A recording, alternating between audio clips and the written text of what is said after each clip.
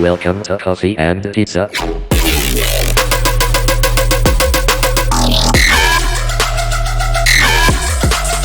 I hope you can enjoy. Bienvenidos a un capítulo más de Café y Pizza. Para hoy tenemos a una persona que me hace una ilusión increíble desde el otro lado del charco, desde el mismo México. Viene don Héctor. Le vamos a llamar un hacker ético, pero bueno, mejor que conozcamos su historia y le damos las gracias y la bienvenida por estar aquí. Un placer, Héctor, y un placer tenerte por aquí. Pues muchas gracias, muy feliz de estar por aquí. No, el placer es mío, la felicidad es mía porque, bueno, te sigo desde hace mucho y todo el contenido que compartes en redes y todo lo que haces creo que es súper interesante y cómo aportas a la comunidad y tu punto de vista de las cosas me resulta muy atractivo, ¿no? Y por eso te doy las gracias de nuevo por estar aquí. Pero bueno, creo que mucha gente te conoce, pero ahora me gustaría conocer quién es Héctor y de dónde viene, dónde nace y qué es. Bien, pues bueno, yo nací en León, Guanajuato. León, Guanajuato realmente es una ciudad pequeña dedicada al calzado. No tiene, digamos que, muchas vertientes para desarrollarte tecnológicamente. Está en la zona Bajío de México. México como tal tampoco solemos ser muy destacados por la parte tecnológica. Hay otro tipo de cosas que son más como comerciales, quizá en México, que es lo que es la fuente. Pero pues en León, Guanajuato, la mayoría de mis amiguitos, por así decirlo, cuando yo era pequeño, no estaban tan enfocados en las computadoras, ¿no? Era más jugar fútbol. Sí, no te voy a decir que no jugaba fútbol. De hecho, llegué a estar en varios equipos. Posteriormente básquetbol, pero realmente estaba orientado a hacer un poco más de deporte. No era una comunidad que fuera ni gamer, ni tecnológica, ni nada de ello. Y pues sí, me tocó por acá estar en León, Guanajuato. Guanajuato pues es un estado que tiene que ver con pequeños pueblos, algunos de ellos coloniales, ciertamente con arquitectura muy europea, como es la capital de Guanajuato, túneles, cosas muy bonitas, que también pues la gente destaca por otro tipo de cosas, ¿no? O sea, administradores de empresas, muy buenos abogados que salen de la Universidad de Guanajuato. Hoy en día ya tenemos politécnicos y tecnológicos que impulsan más la programación, la robótica. De hecho, ahorita hay mucho énfasis en que se impulsen las carreras de mecatrónica y robótica, pero hace muchos ayeres, pues no. Esto era algo que estaba muy lejos de acercarse a mi vida. Pues está chulísimo, o sea, ya me acabas de convencer, me quiero ir a tu pueblo a conocerlo, porque tiene una pinta increíble. Además, has hecho aquí un comentario que me parece muy interesante, el de que México no está familiarizado con la tecnología, y déjame que aquí discrepe un poco contigo, ¿no? Yo considero que sí, porque los mexicanos son unos cracks reparando cosas. O sea, hay un canal de YouTube que me gusta, no tiene nada que ver con el tema de la ciberseguridad, pero me gusta mucho, no sé si lo conocerás, se llama Richard TV, y sigue a sonideros. Y me parece increíble lo que hacen con 4 trozos de metal y son capaces de crear, ¿no? Entonces creo que cuando alguien no tiene los medios es cuando agudiza el ingenio, y por eso creo que, bueno, dentro de México hay gente súper ingeniosa y súper talentosa, ¿no? Y por eso, bueno, por eso a lo mejor sale gente tan talentosa como tú, pero bueno, quería comentarte también por otro lado, allí para ir al colegio y tal, ¿cómo fue tu infancia en ese sitio? Bien, pues yo iba a una escuela que se le conoce como Instituto Lux. Tiene que ver con educación jesuita propiamente. Algunos conocerán la Universidad Ibero o la Iberoamericana, que es muy conocida en México, y es como parte de los inicios, ¿no? Entonces, pues de igual manera tenía una clase de computación muy diversamente. Empezábamos con estas computadoras, no eran de discos de 5 1/4, eran más como computadoras monocromáticas, porque pues en aquel entonces era lo que nos alcanzaban a dar, escala de color naranja. Te recuerdo que la mía era en escala verdes y esas eran en color naranja. Y pues ahí hacías tus primeras cositas, ¿no? Ni siquiera jugábamos al logo, era más como de entrar al Windows, hacer cosas muy chafas en Paint, tener el control del mouse. Había amigos que realmente el mouse se les perdía, ¿no? Y así de, hasta era la clase de, no, pues, ¿qué se hace aquí?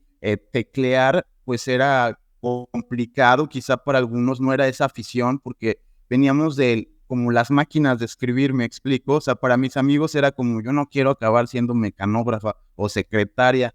Entonces, como que el teclado era algo como, ¿para qué me voy a hacer amigo de esto si finalmente yo voy a acabar siendo director de una gran empresa o haciendo arquitectura o estando en las obras o algo así? Entonces, nadie quería estar como que en el teclado. Yo tenía una afición, no lo sé por qué, yo creo que puede tener que ver con algunas cuestiones a veces como reprimidas en las matemáticas. Siento que hoy en día no se estimula.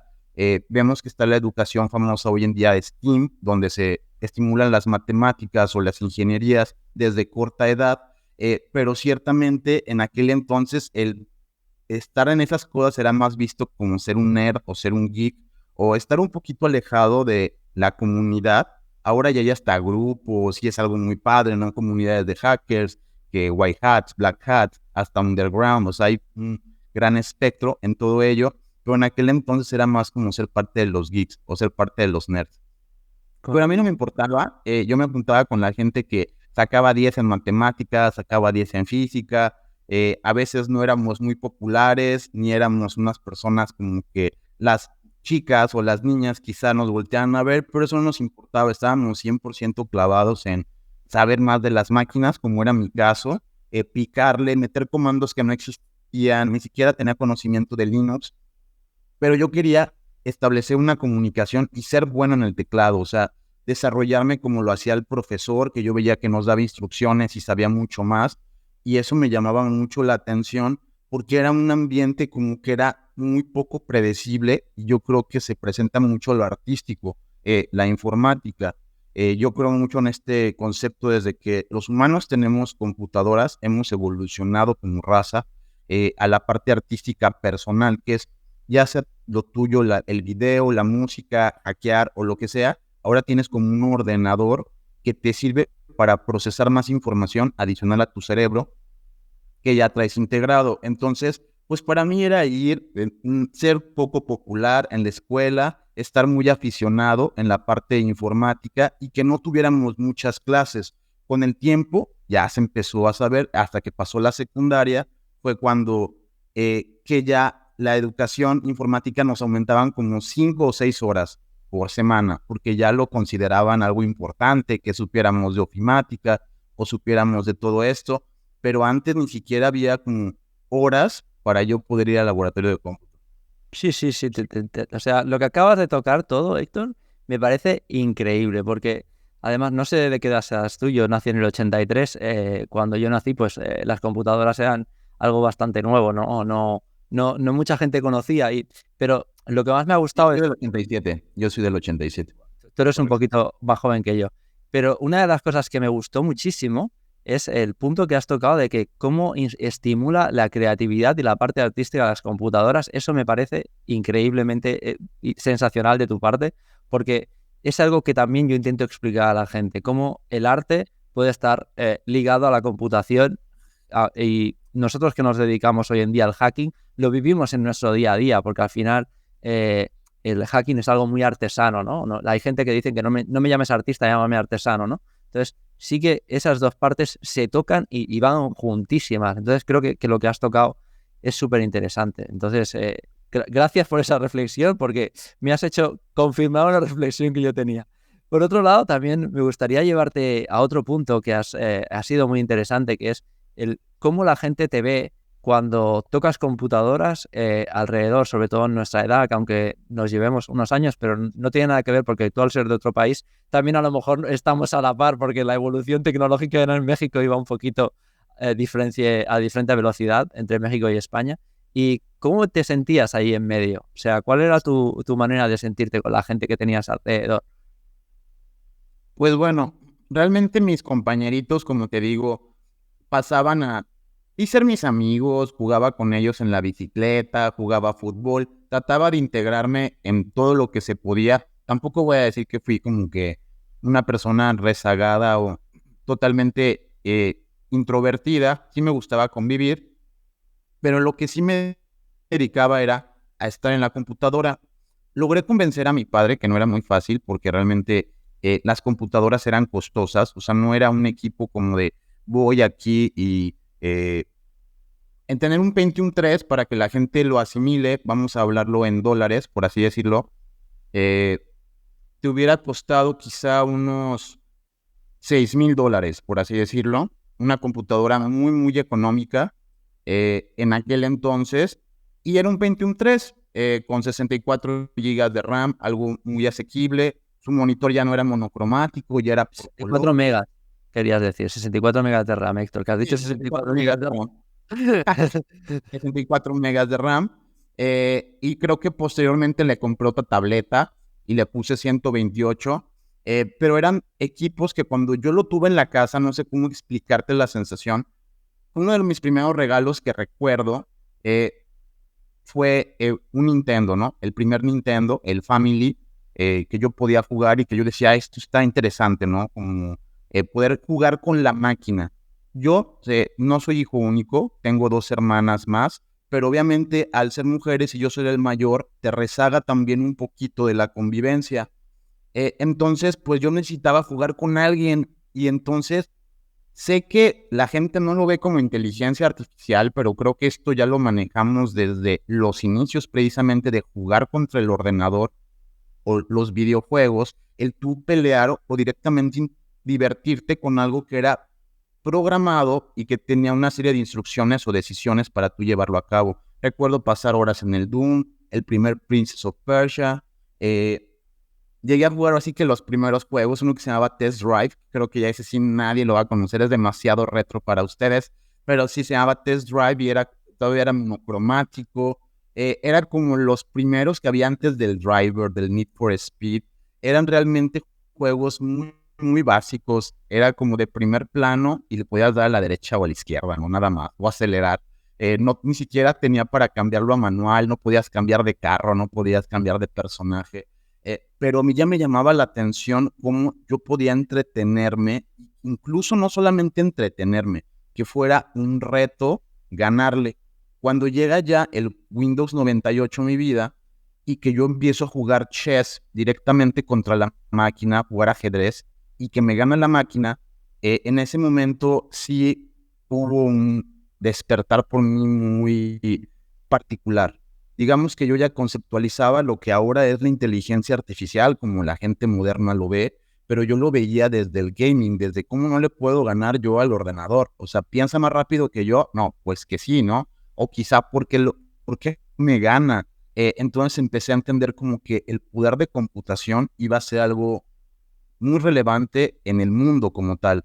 Las computadoras, no sé cómo explicarlo, pero desde ese momento o ese despertar, a pesar de que era un niño, dije, no sé, yo me quiero dedicar a las máquinas. Empecé a investigar de todos los personajes que yo admiraba y sigo admirando hoy en día. Sé que mucha gente piensa que solamente se debe de admirar el software libre o personajes open source. Yo admiraba en aquel entonces a Bill Gates, era lo que conocía, el que había hecho el Windows, que era millonario. No sabía cómo lo había logrado, pero dije, finalmente, no lo admiraba por ser millonario, sino porque había salido como de la universidad, había hecho un poco lo mismo que Steve Jobs, salir de un garage y con su talento informático o con su potencial que tenía de ingeniería en la cabeza, lograba desarrollar el software. O sea, no se apoyaba en tener que ser millonario para administrar el futuro de una gran empresa, ¿no? Sino que él era emprendedor o tenía esta particularidad de, no tengo nadie en el linaje que haga informática, voy a ser el primero y voy a ser bueno. A mí me pasó algo muy parecido. Mis padres son comerciantes, no tienen que ver con la parte informática, entonces yo tampoco tenía por ahí en la familia algún familiar que me pudiera colocar en cierto puesto, que me pudiera apoyar, y esto para la familia era un poco algo negativo, ¿no? Es como de, queremos apoyarte, ¿por qué mejor no te dedicas a este otro tipo de cosas? Puedes comerciar, a lo mejor tener un puesto de libros, tener un puesto de electrónica, ¿por qué no vendes computadoras? O sea, le sonaba un poco más creíble, pero como que investigar y solamente estar programando o demás, la parte de ciencia no es muy apremiada, a veces como vista desde el punto de vista fuera de la esfera. Es como el científico es un poco más el que experimenta y el empresario es el que se queda con el crédito, los buenos carros y las buenas casas, ¿no? Entonces, esto para mí no era imposición. Yo estaba muy decidido a dedicarme enteramente a la informática porque, como te lo menciono, me apasionaba lo que iba a desarrollarse en el futuro. O sea, yo sí tenía ese conocimiento desde muy temprana edad que la informática iba a ser el boom y ya solamente quería saber cosas de eso. No fue muy posible, tuve que seguir estudiando otras materias, no podía escaparme de casa a los 16 años, pero pues obviamente yo quería pura informática, ¿no? Si todas mis clases me las hubieran convertido en clases de computación, yo hubiera sido feliz.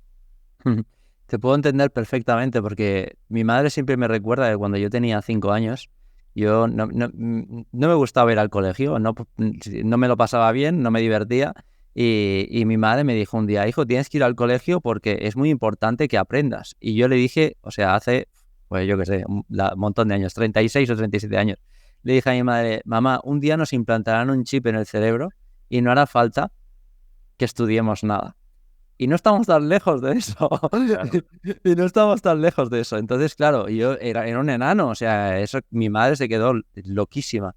Y luego me siento muy representado en la figura que tú comentas del tema de la computación, ¿no? Yo me acuerdo que me pasaba horas y horas y horas delante de mi computadora, ¿no? Y mi madre y yo era fatal estudiante.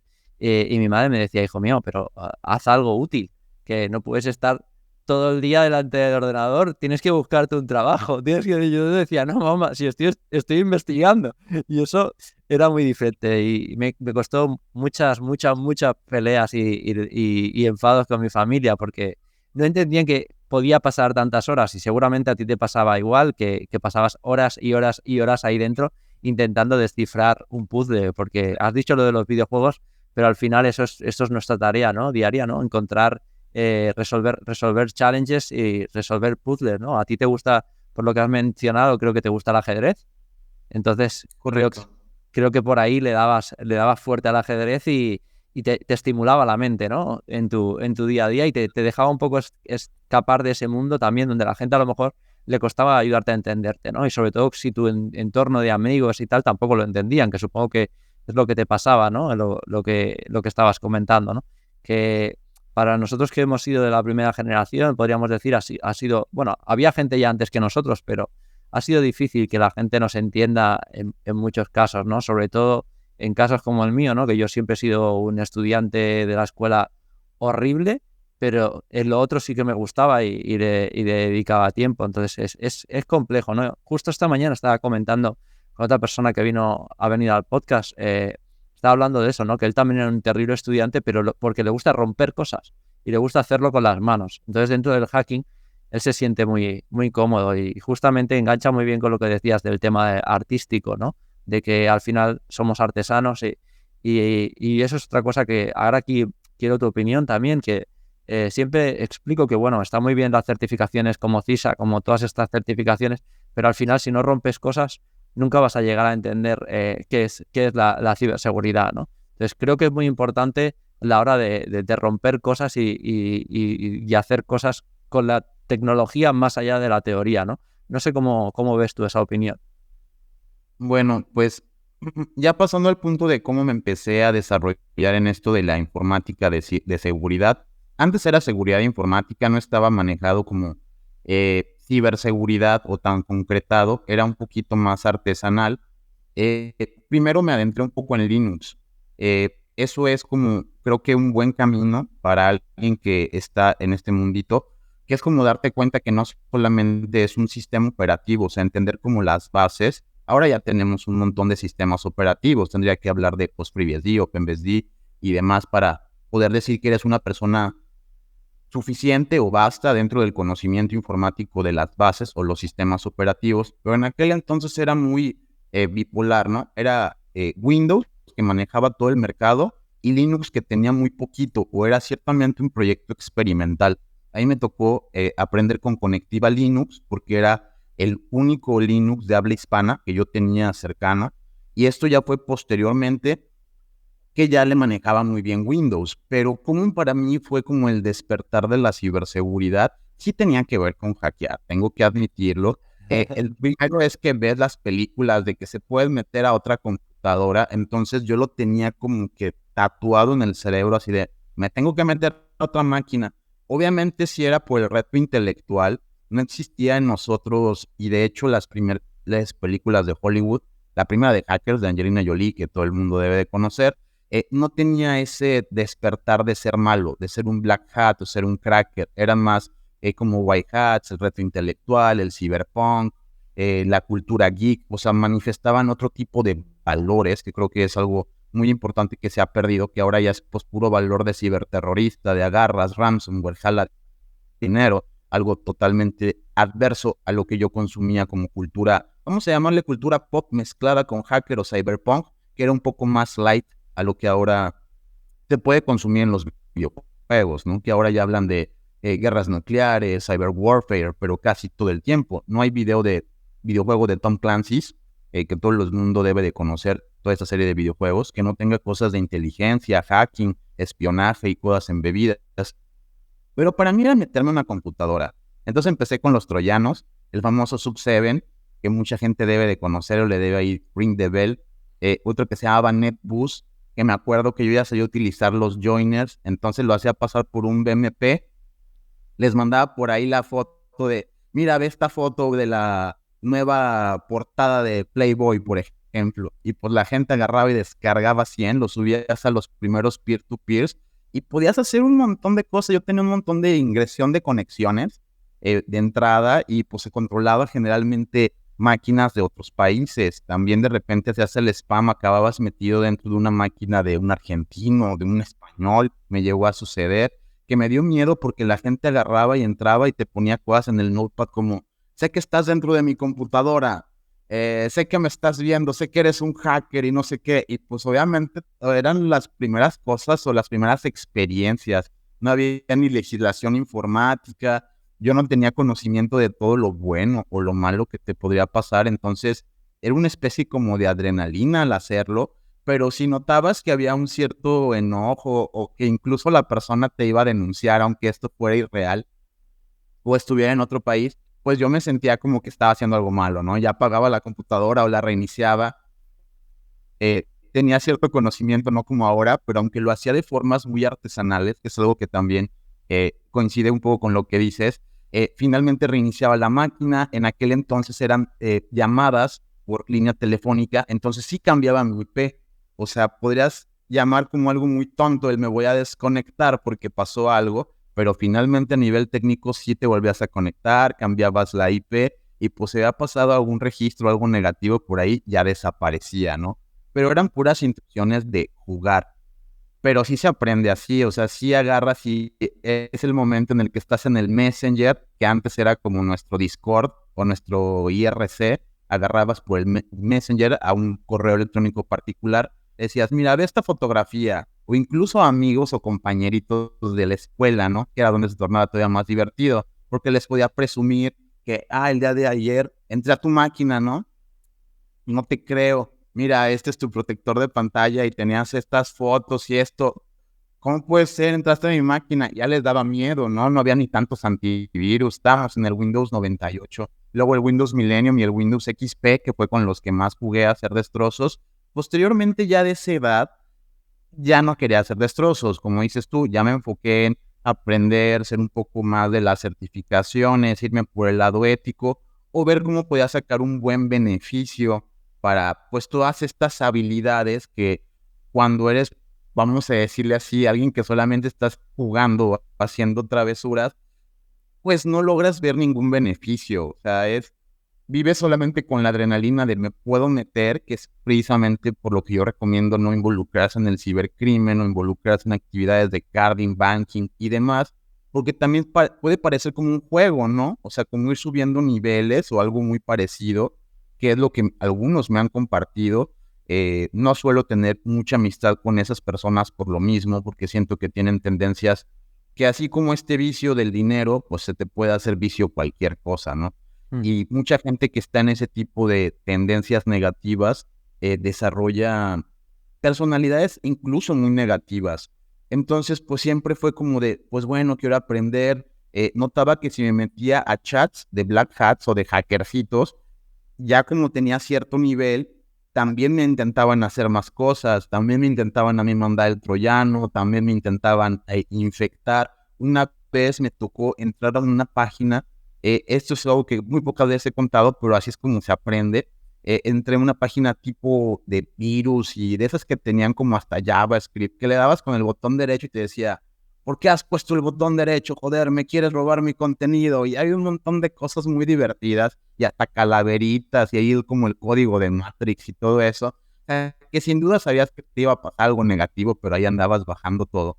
Y llegué a un apartado que decía Viri, como, bueno, antiguamente todavía hay un grupo que se llama X Heavens, que yo lo sigo, que siguen haciendo underground y siguen haciendo programación de malware con fines didácticos, pero en aquel entonces era una carpeta que decía como tal Viri, ¿no? Entonces yo dije, esto suena como virus, yo los quiero todos, ¿no? Los voy a bajar, así como tener una colección de virus. ¿A quién se le va a ocurrir eso? Es como un poco dañino, pero pues yo me los bajé todos, estaban en .zip, ni siquiera tenían passwords como hoy en día que ya los protegen mucho, los suben a repositorios y si los quieres bajar tienen cierto password para que no se anden infectando todos.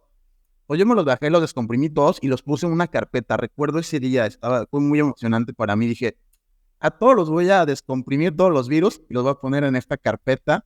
Tenía el Windows 98, todavía no estaba el Windows XP. Eran archivos .com, .bat, o sea, virus muy primarios, pero un montón, un costal de virus. Y así, pues voy a correr el primero, ¿no? No, la máquina sobrevive, no veía nada extraño. No, voy a correr el segundo, ¿no? Ya seguía. Hasta que llegó un momento en el que corrí lo primero que se llamaba Boot January. Eran unos virus que afectaban al sector de arranque y al MBR. Pero en cuanto lo accioné, se puso la computadora así como pum, colapsó, se puso como negro, como si se hubiera reiniciado. Y dije, ay, güey. O sea, si en este momento no creas que fue tan divertido, sí fue de, ¿qué le hice, no? A lo mejor ya la rompí y la reinicié y decía System Not Found, ya no iniciaba Windows. Fue de, carajo, ¿qué he hecho? O sea, sí fue feo porque no era yo nada de conocimiento de cómo restaurar la máquina y fue de, con mis padres tenía como, estaba en la secundaria, unos 13, 14 años, he roto el ordenador, no sé qué le he hecho, ya no sirve nada. Sí se enojaron, sí pensaron que iba a salir en un ojo de la cara, ya nada más era formatearlo. Y aquí conocí a una persona que precisamente fue un gran amigo en mi enseñanza, que pues en paz descanse, que se llama Fabio, que bueno, me enseñó nociones de informática, sobre todo a formatear las máquinas, que era el técnico que iba a mi casa. Se convirtió en mi amigo paulatinamente, yo creo que algo veía en mí de que me gustaba mucho la informática. Y un día le dije, oye, tanto rompo el ordenador, tienes que venir cada 15 o 20 días, mi padre me va a matar, enséñame a formatear esto para ya no ver qué onda. Y obviamente pues él se estaba jugando su trabajo, porque pues su trabajo era que el niño rompiera la computadora cada 15 o cada 2 meses para pues él cobrar como técnico, pero me enseñó a formatearla. Desde ese momento yo se lo agradezco. Entonces nunca más tuve que hablarle al técnico porque para mí ya era una afición entrar a estas páginas. Creo que me las conocía todas. Por eso de repente la gente me habla de PHRAC, de grupos que ya ni existen, de Underground, tubo de hackers. Me hablan del Chaos Computer Club, del grupo de 2600. Todo eso para mí es algo muy coloquial porque era en lo que yo estaba inmerso ya en aquel entonces. Incluso creo que con los de alemanes de Chaos Computer Club alguna vez tuve una discusión en inglés con uno, me mandó un troyano. O sea, era ya estar conviviendo en este mundito que era un poquito tóxico, pero para nosotros no funcionaba así. Para mí era divertido que alguien me quisiera atacar o entrar en mi máquina. Sé que ahora ya los hackers de hoy en día ya levantan el firewall y ya no quieren más que, sí, o sea, como atacar, pero que a ti no te pase nada, o sea, tener un aspecto de muy buen blue teaming, pero para mí no lo era así, para mí era, ahora sí que importante ataque-defensa, ¿no? Sí, además has tocado un punto que creo que está muy bien, ¿no? Cuenta que estamos hablando de aquí de hackear máquinas de personas, pero es que antes no había hack the box, no había nada así. O sea, nosotros venimos de una época que, como dice aquel, todo era campo. Entonces, no teníamos la oportunidad ni el conocimiento de plataformas donde poder experimentar nuestro knowledge para poder explotar, no con el ánimo de hacer daño, sino con el ánimo de aprender, como bien has dicho, ¿no? Y creo que ese era nuestro ánimo, ¿no? Pero puedes también a llevar a otro punto que es muy importante, que lo tocamos en una conversación con una persona que viene aquí, que se llama Chisek, que habla del ego del hacker, ¿no?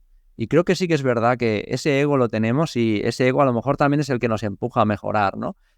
No desde el punto malo, sino porque ahora si quieres también hablamos de las comunidades y tal, pero creo que antes había unas comunidades muy tóxicas dentro del hacking y creo que eso se está acabando un poco y que la gente se está abriendo más a compartir el conocimiento. Desde un punto de vista ego, para explicarlo, yo fui el primero, pero no con la mala intención de que había antes de esto no te lo cuento o esto no te lo explico, ¿no? Creo que esto es muy interesante y ahora sí que me gustaría moverme un poco a esa parte más negra, podemos llamar, o black hat, que hablamos de lo que hablabas del carding y eso. Y yo creo que y aquí es donde me gustaría tu opinión, creo que por desgracia esa gente no entiende lo que es la cultura hackers. Yo vengo de una cultura hacker de la época cyberpunk y para mí eso es ser hacker. O sea, para mí ser hacker es ser un cyberpunk y estar fuera de la ley. No quiero tener un gobierno, quiero ser un anarquista digital o como le puedas llamar. Sé que es una quimera y que es muy difícil, ¿no? Pero creo que mucha gente debería de empezar a entender también esta filosofía que creo que tú también compartes conmigo, ¿no? Hasta cierto punto, ¿no? Y no sé si tú Sí, eso lo ves. claro, y de hecho es muy marcado, pero esto muy difícilmente va a cambiar. ¿Cómo puedo hacer el énfasis con esto o cómo podría quedarle muy claro a las personas?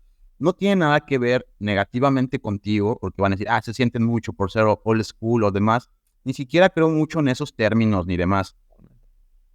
Simplemente es como lo que te permea de la sociedad. Si ahora tú buscas yo buscaba antes la palabra hacker, ¿no? Porque también ya tenía el concepto. Entonces, en aquel entonces estaba el manifiesto hacker, como dices tú, te salían páginas como PHRack, que estaban en inglés, grupos como 2600, buscaba conferencias de hacker, te salía ya la DEFCON o la Black Hat, o sea, que fueron de las primeras. Entonces, había una cierta como, vamos a llamarle, tendencia de ir hacia el MIT, hacia la cultura de Berkeley, Estados Unidos, estudiar un poco de protocolos y conocimiento y que fuera como más un racismo, pero desde el punto de vista intelectual. Tú entrabas a esos lugares o esos IRCs y sí, obviamente había hackers élite. Yo entraba como pequeño noob o script kiddie en aquel entonces y era de, oye, me pasan la nueva versión del NetBoost, te quiqueaba, ¿no? Tú no sabías ni por qué, así de, me sacaron, volvías a entrar con otro nick o te cambiabas la IP y estabas, ahora lo que uno se queja mucho de eso en la comunidad, yo por eso les tengo muchísima tolerancia a todos los que entran a mi comunidad. Es muy difícil que yo banee a alguien, simplemente le digo, aquí no es el lugar para andar cardereando, ni andar haciendo lameradas, como yo les llamo, o andar haciendo delitos. Pero tengo mucha tolerancia de que pregunten cualquier cosa, porque uno cuando inicia también es, y me das tu IP, recuerdo que hasta la consultabas, ¿no? O sea, no sabías cómo conseguirla por ti mismo, no sabías usar el netstat, ni esos comandos, ni demás, ni generar una transferencia de datos, ni poder poner un web server para que te cayera la IP y pescarla, como ahora ya uno lo hace más sofisticado. No, en aquel entonces era como, me pasas tu IP para hackearte, ya era como, ¿cómo puede ser, niño? Y te pateaba, ¿no? Pero así se aprende. Entonces, sí era tóxico, pero siempre creo que ha habido un espacio para que se conviva. Ahora, como dices tú, los recursos son infinitos y pues deben de estar muy agradecidos de repente como de podcast. Agradecidos en el sentido de que pues son personas brindando conocimiento que antes era muy difícil y solamente lo podías leer a través de mucho texto y práctica. Como tal texto, eran e-signs, lo que se le conoce como una, vamos a llamarle revista digital, que subían los grupos de hackers y los ponían en su propio sitio. Aquí en México había uno muy famoso que se llamaba Raza Mexicana, que incluso algunos miembros tengo el gusto de conocerlos y de poderlos saludar en persona, pero digamos que fue un grupo que avanzó, incluso algunos de sus miembros tuvieron problemas porque pues tú tienes tu grupo de hackers. Lo que ahora yo hago es que a todos los enfoco en que, bueno, pues si quieres andar de Black Hat, pues este no es tu lugar o no es quizá el espacio adecuado. Puedes ir a otra comunidad. ¿Por qué? Porque quizá lo que no le pasó a estos grupos y que lo tengo mucho de conciencia es que hubo un miembro que también lo conozco y le mando un saludo. Se me hace un cuate muy inteligente y aparte, pues, un muy buen hacker de forma intuitiva, pero se metió a la página de presidencia.gov.mx, que es la página top acá en México, vamos a llamarla así como la número 1, y la hackeó y mostró alguna información, y entonces luego el gobierno persiguió a todo este grupo de hackers. Y había otros hackers dentro de raza mexicana que no necesariamente estaban enfocados a la intrusión, ni al web hacking, ni a sacar shells remotas, ni a bases de datos, ni de fases. Había unos que sí estaban más como en la parte de research o ingeniería inversa. Entonces, pues obviamente empezó a haber discrepancias en ese grupo, que es como de alguien atacó de nuestro grupo, pero no compagina con las creencias de todos los miembros. Creo que eso pasa todavía hoy en día en las comunidades de hacking. O sea, de repente hay comunidades donde de 20 miembros quizá uno hace cosas negativas y luego todo el grupo resulta que está bajo investigación, o que todo el grupo está guiado como algo negativo. Y sí, como lo mencionas, creo que el ego, cuando viene de hacerlo por ti mismo, hacerlo como un reto intelectual, no necesariamente es tan negativo, porque podríamos llamarlo pues cultura de superación, si lo quisieras ver desde este punto de vista. Es muy diferente el ego contra la rivalidad, que es lo que hoy en día ya sucede más. No, todavía no entro en contexto, si quieres te platico más a ratito de ese punto, pero por ejemplo, antes tú peleabas con los grupos y pues quedaba en un pelear, ¿no? Ahora, por ejemplo, hubo un grupo que se llamaba Lush Team contra el que peleamos, y pues los peleamos hasta que te destruyes, te docean la página diario, te intentan hacer phishing todos los días, te meten bots en tus páginas. O sea, hoy en día es muy destructiva. Ahora sí que yo creo que peor la rivalidad entre grupos de hackers, porque antes pues no pasábamos de los troyanos. Quizá cuando alguien te quería hacer algo muy, muy ofensivo, ya te metía un rootkit, ¿no? Por ahí, y te tenía bien backdoorizado. Pero pues ahora pueden los grupos conseguir financiamiento, robar Bitcoin, tener acceso a servidores, lanzarte ataques DOS. A mí me pareció muy ridículo, como te lo menciono, me peleé con unos hackercillos, pero más que nada crackercitos, por así decirlos, y un poco ya más orientados a los ciberdelitos, a andar metiéndose, no sé por qué es mucho negocio, pero también para que lo sepan las personas hoy en día, de que se meten a las cuentas de OnlyFans, de las chicas obviamente, cardean este contenido, lo descargan y luego lo venden por otro lado en packs o diferente, ¿no? Afectando obviamente a la persona original que lo está haciendo, pero hay una gran forma de robar hoy en día las cuentas de los streamings. Yo no sabía que era tantísimo negocio, pero parece que está desproliferado eso. O sea, gente que te vende una cuenta de Netflix por $2. Incluso tienen los dumps de grandes bases de datos donde tienen por país, ¿no? Ni siquiera de batallas, porque había hasta quejas, obviamente, con estos grupos, esta gente que vendía credenciales apócrifas, y obviamente decía, no, pues que la estoy intentando en España y no me funciona. No, pues ahora ya te la venden hasta por nacionalidad, ¿no? Para que no haya problema, te coincida la IP. Entonces, ahora es un ambiente muy, muy negativo, totalmente ligado al dinero, y ligado a algo que va a sonar un poco fuerte, pero creo yo que se hacen pequeños grupos o pequeñas mafias en Internet. ¿Cómo lo puedo ahora sí que mezclar o ver de forma tangible? Aquí en México hubo un caso muy, muy sonado de gente que robaba el SPEI o los bancos, que hacían carding y banking y ATMs y demás. Lograron tener Lamborghinis, Ferraris, Mercedes-Benz, casas. Hasta intentaban comprar ya un equipo de fútbol, ¿no? Como imagínate que quieren comprar el Real Madrid, la cantidad de dinero que deberías de tener, ¿no?, para hacer eso. Pero luego resultó que estaban involucrados con la mafia rumana, que estaban involucradas con el narcotráfico. Entonces, no está para nada ya sano el ambiente de la ciberseguridad, porque hemos metido gente que son cibercriminales. Correcto. Tienen la técnica o pueden adquirirla o subcontratarla, que también es algo que quiero mencionar, porque a veces la gente ve al cibercriminal como, wow, ¿no? Mira, pueden explotar Pemex, pueden hacer No, eso es SAS ya. terrorismo. Y eso es algo que no se debería de admirar tanto. Y también que se sepa que esta gente es porque a lo mejor subcontrata a quizá 50 personas como yo que están dispuestas a corromperse para trabajar para algo negativo.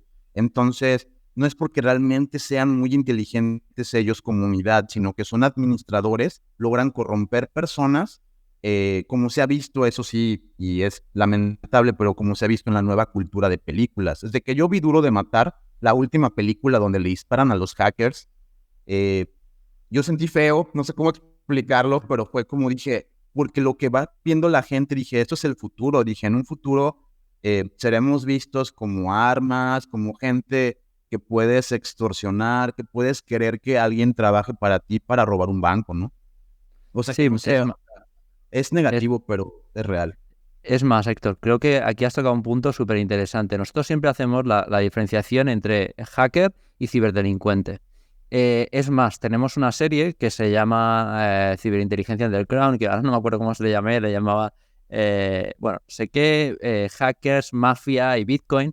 Y allí vino una persona a nuestro podcast, que, bueno, a nuestra demo, que vino a explicarnos, que se llama Jorge Testa y Ainhoa, que son unos cracks de la ciber y están muy metidos en todo este mundo underground de tal, porque se dedican a eso. Su día a día es buscar actores para ver qué se está vendiendo en el mercado, introducirse en Lockbit 3.0 y todo eso, que yo dejo la charla por ahí, no sé por dónde la voy a dejar, que quien quiera que vaya a verla, porque me parece, o sea, lo que nos traen es una pasada, son unos cracks, pero creo que justo aquí has tocado un punto súper interesante, que habrá una charla, bueno, ha habido una charla también hablando de eso, que es, también entiendo la gente de países donde hay pocos recursos, que les tiente la posibilidad de ello, y aunque no tengan el conocimiento, y hoy en día ya, como bien dices, hay aplicaciones de hacking, entre comillas, o de ciberdelincuentes, donde las puedes comprar como un SaaS.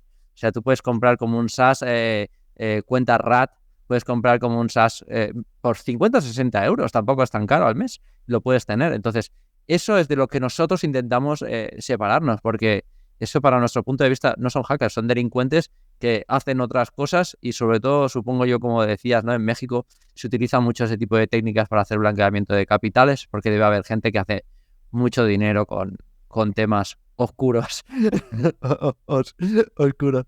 Pero esto es un tema que podríamos aquí hablar durante horas, y además me encantaría, porque considero que es muy interesante tu punto de vista, porque justo al otro lado del charco, como bien comentas, las cosas se ven de otra manera. Pero ahora me gustaría moverme, si me lo permites, vamos a movernos un poco a tu experiencia profesional, y me gustaría un poco que me contaras cómo empezaste a trabajar de esto y cómo fue tu inicio. Bien, pues bueno, como les mencioné, yo y la computadora ya queríamos ser uno mismo y no podíamos.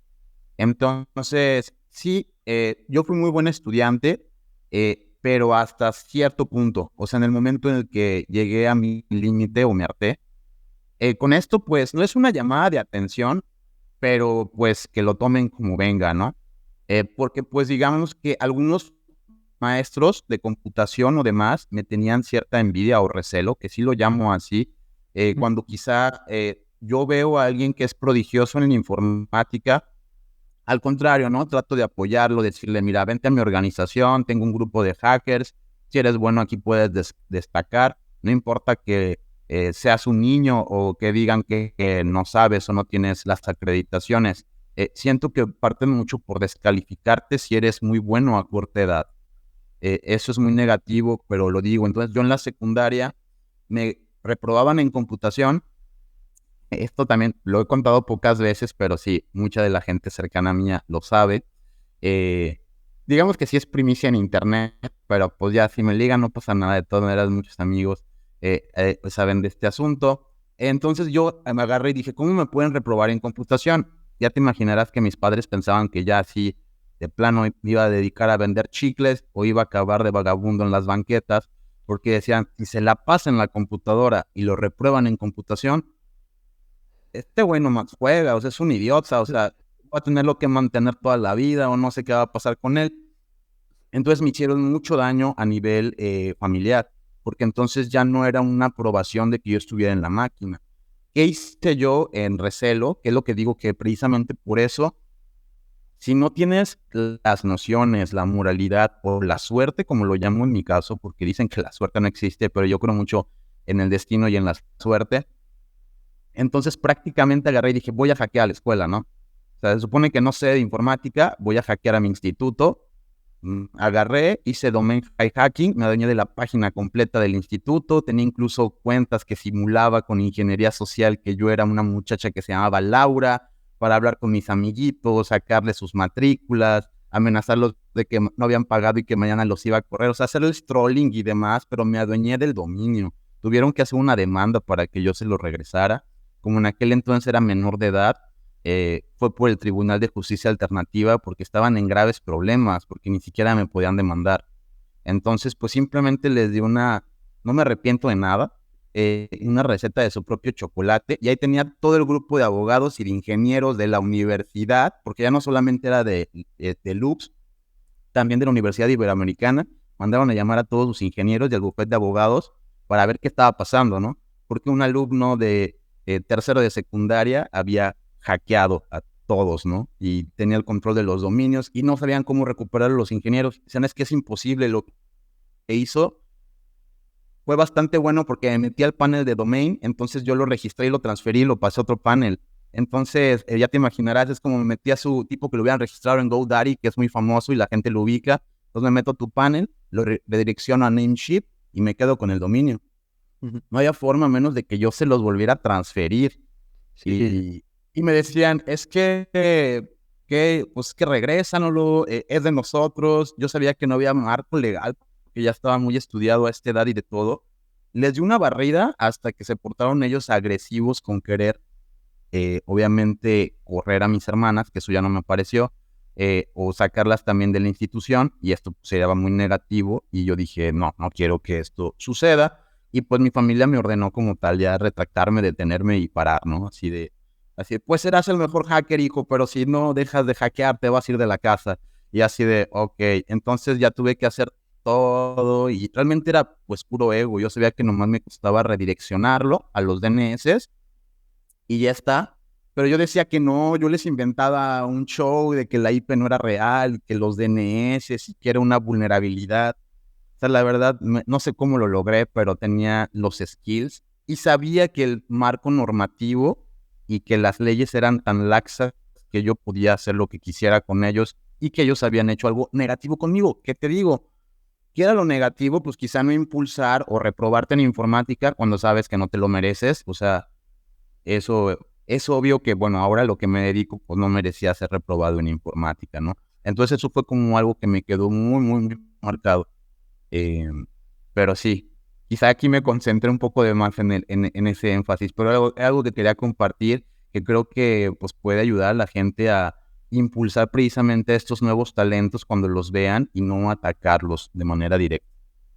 Y quería moverme a la pregunta, ¿no? De cómo empezaste a trabajar de esto, era... Claro, y posteriormente, como te lo menciono, pues no cabía en la casa, entonces dije, tengo que buscar un trabajo de informática. Yo tenía ya 18 años y ofrecían un trabajo en otra ciudad que era de telefonía IP.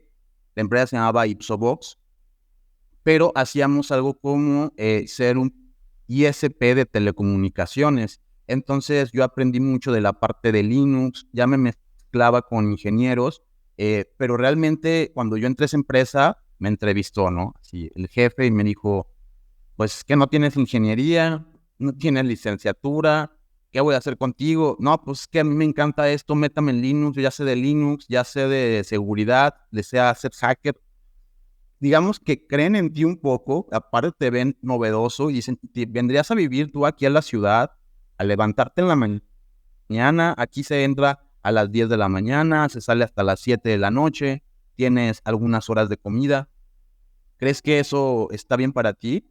Y yo realmente dije, me parece pues correcto, o sea, acepto estas condiciones de trabajo, que eran condiciones quizá de un adulto a un ingeniero, pero pues aquí el sueldo sí me lo iban a poner un poco más bajo, que era la condición para que yo entrara.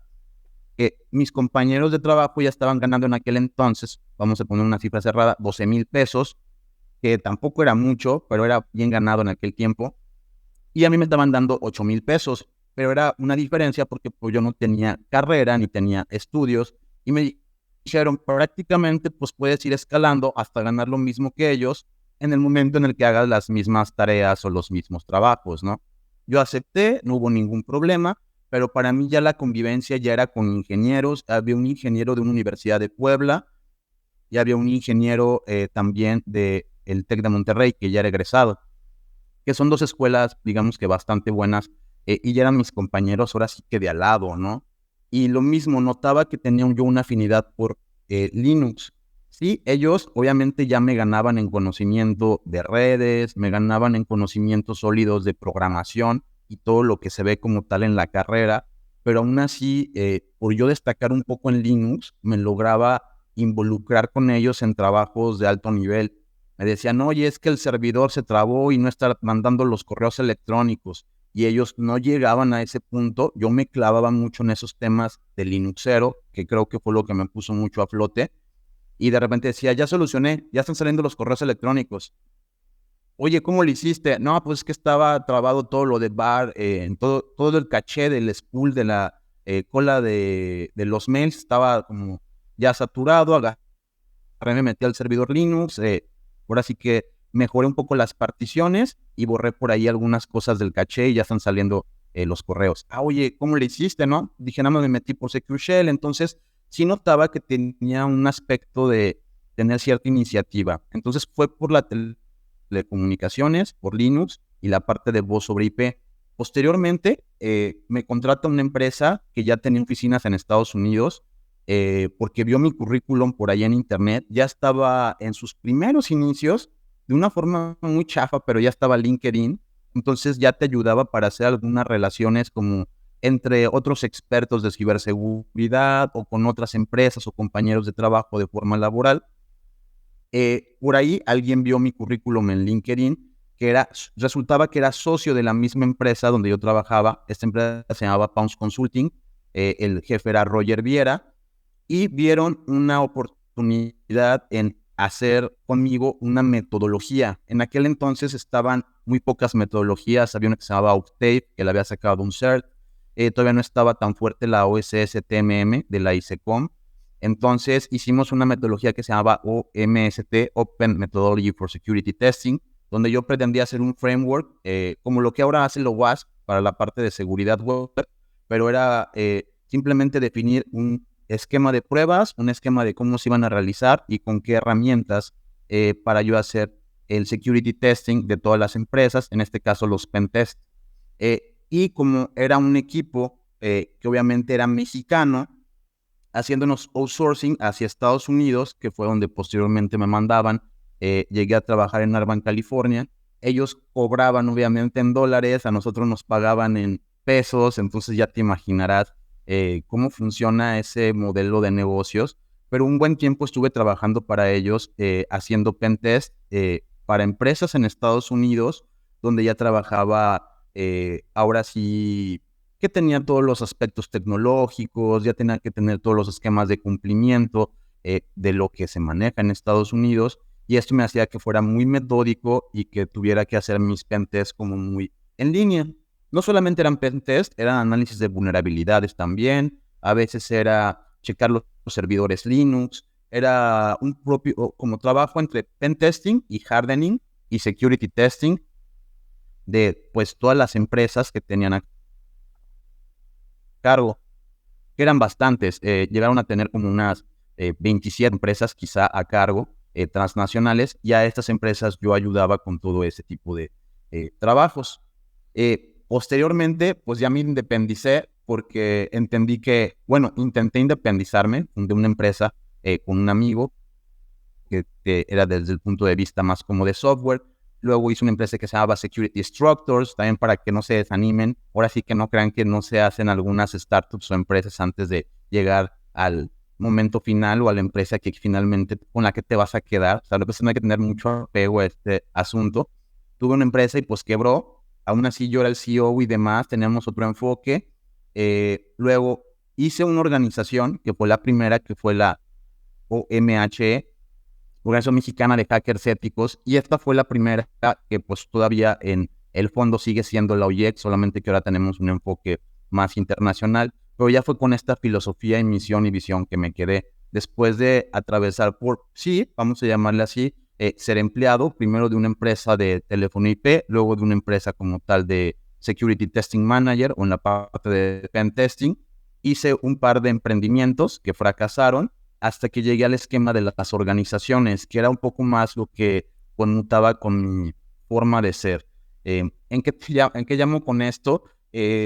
A mí me han criticado mucho, me refiero a gente un poco personal y de buena manera, ¿no? Que es como de, pues cobra más, ten un Lamborghini, pues si los que están robando hacen cosas negativas, ¿por qué tú no puedes tener el mismo glamour y haciendo cosas éticas? Pero pues nunca ha sido tanto mi énfasis como tal el sangrar económicamente o tener un Lamborghini o tener mucho dinero. Entonces yo quería hacer como la parte de impacto social o saber que esto, o sea, yo quería como convivir con las organizaciones gubernamentales y con las empresas, pero ser una entidad, o sea, ser un ente fuerte que pudiera manejar aspectos de la ciberseguridad, que tuviera un Blue Team, que tuviera un Red Team, que tuviera un SOC, que tuviera, ahora sí que, tanto empresas a las que les doy servicio, que son privadas, como hoy en día también doy servicios a empresas como el gobierno. Entonces, ese era un poco más el enfoque, pero sin ser parte de los mismos, por este gran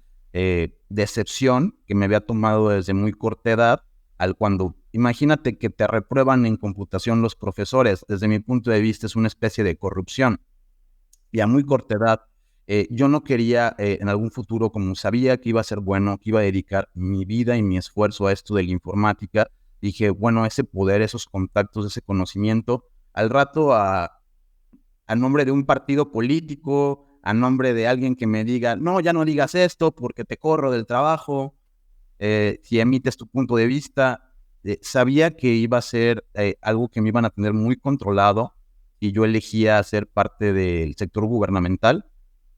Sí llegué a hacerlo, llegué a trabajar como jefe del Departamento de Inteligencia de la Policía Cibernética de Morelia, o sea, sí me llegué a involucrar con la Policía Cibernética, porque era mi énfasis, pero el mismo aspecto. O sea, no me desarrollé con esa forma lineal. En cuanto logré ver algunas cosas de lo que ya me percataba que iba a suceder, que era que la corrupción no se ha erradicado, y incluso aunque intentes tú meterte para ver qué puedes hacer, puede más la corrupción que tú mismo, tus énfasis de a veces hacer las cosas. Por lo menos lo comento desde mi humilde caso y desde el expertise que tengo ya trabajando con ellos, en donde no era la gran corrupción, tampoco te voy a llamar de que el narcotráfico o muchas ineficiencias, no me tocó ver mucho a ese aspecto, pero veía mucha deficiencia en la línea de mando. Te pongo un ejemplo muy básico, yo trabajaba en las oficinas de policía en ese momento, y la persona que nos cuidaba la puerta era un gordo que siempre estaba viendo películas de Capulina. Capulina es como alguien que hace comedia aquí en México, en blanco y negro, ahí en la caseta, o a veces estaba dormido. O sea, yo me sentía como de, pues ahorita pueden llegar aquí, ahora sí que los malos o los negativos, los malosos, y aquí el que nos cuida está durmiendo o está todo barrigón y no va a poder ni brincar ni levantarse a tiempo para defendernos. O sea, claramente sentía como, teníamos el logo de la policía y yo creo que eso es muy negativo en todo el mundo, pero piensan que el logo inhibe a los malos, ¿no? Así como de, aquí hay policías, y es, no, o sea, tienes que ver que hay un soldado en buena forma, con el entrenamiento, o sea, que un porte, como quien dice, ¿no? O sea, tiene que haber un porte desde cómo se paran, cómo hablan, qué actitud tienen. Yo me decepcioné mucho de ese porte policial. O sea, de repente les daba órdenes o algo y querían mejor estar jugando, querían una hora más de comida, se quejaban de que les daba entrenamiento. Yo todos los días les daba presentaciones y entrenamiento como jefe de unidad, y eso lo tomaban como algo negativo. O sea, de, no, es que nos pone todos los días, nos quiere dar curso, todos los días nos pone a estudiar. O sea, te das cuenta que a veces la gente que está en los puestos críticos no los merece. Entonces simplemente dije, yo voy a trabajar con quien quiera y todavía estoy abierto. O sea, si en algún momento quieren mejorar cierta policía cibernética, sí, muy bien, hacemos un proyecto de 1 año, esto te voy a cobrar, esos son mis alcances, pero si después de 1 año no me parece lo que haces, me voy a otra empresa donde sí valoren mi trabajo o trato de hacer las cosas de la mejor manera y no estoy anclado o sujeto siempre a una línea de seguimiento y sobre todo a la censura, que siento que en México sí es lamentable, y es muy fuerte, se nota desde los periodistas, pero si la gente quiere emitir su punto de vista y tú trabajas en el sector gubernamental, te dicen, de esto puedes hablar, de esto no puedes hablar, y si quieres hablar de este tema, estos son los datos que tienes que mencionar. Y pues mi visión de mi organización es que impulse y desarrolle la seguridad informática y de igual manera promueva la educación en la misma. Entonces simplemente queremos impulsar esto como cultura, impulsar la ciberseguridad y no tenemos como tal alguien que nos rija más que la propia industria. Yo aquí has tocado otro tema que también creo que es muy interesante, ¿no? Que hemos hablado de que ahora ya tenemos la posibilidad de poder hablar de hacking ético, ahora tenemos la posibilidad de poder hablar de hacking y que no nos miren tan mal, a lo mejor como era antes, ¿no? Decir que era hacker. Espero que algún día podamos hablar abiertamente de los salarios y de lo que cobramos y de que bueno, tenemos la suerte de que nuestro trabajo en algunos casos está bien pagado, en algunos casos. Y si está bien pagado es porque no lo merecemos, porque tenemos un talento que es superior a otras personas o que el mercado lo demanda más que otros trabajos. Y has puesto voy a poner el caso justo de Chema Alonso, que estabas hablando, que es de aquí de España.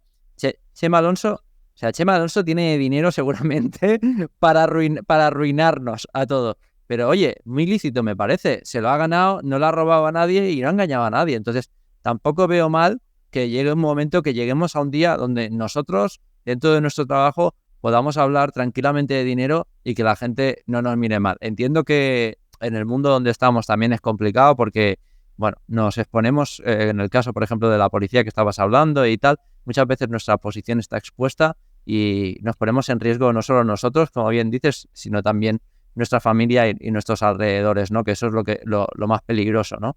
Porque al final nosotros, pues bueno, ya sabemos con lo que jugamos, pero cuando tú trabajas, por poner un caso lo que has dicho, con la policía o con una organización, pues estás en una posición que, bueno, eres vulnerable, ¿no?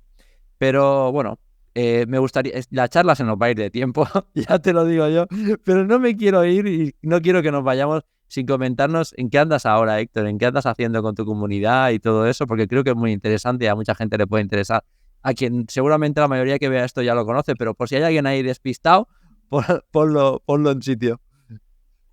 Bueno, pues en primera, pues muchas gracias por la invitación y por dejarme expresarme. Pues realmente, les soy muy sincero, todos los días estamos viendo y investigando, ese es realmente mi trabajo, me siento pues muy agraciado, por así decirlo, muy bendecido de tener esta posición hoy en día. Sí tenemos proyectos, tenemos que hacer cosas como empresa, y ahora sí que facturar y sacar al día a día un poco de dinero. Pero realmente para mí es estar ahorita en lo de que es la inteligencia artificial, cómo se va a mezclar con la ciberseguridad, hacer soluciones de servicios de software as a service de alto impacto y para macroempresas. Es decir, o sea, me interesa poder controlar con muy, vamos a llamarle, poco costo y la mayoría de cuestiones open source, grandes empresas y mejorar su ciberseguridad utilizando lo que es machine learning, deep learning para las cuestiones de detectores de intrusos, preventores de intrusos, incluso también endpoint security para cuando se quiere manejar esquemas de zero trust.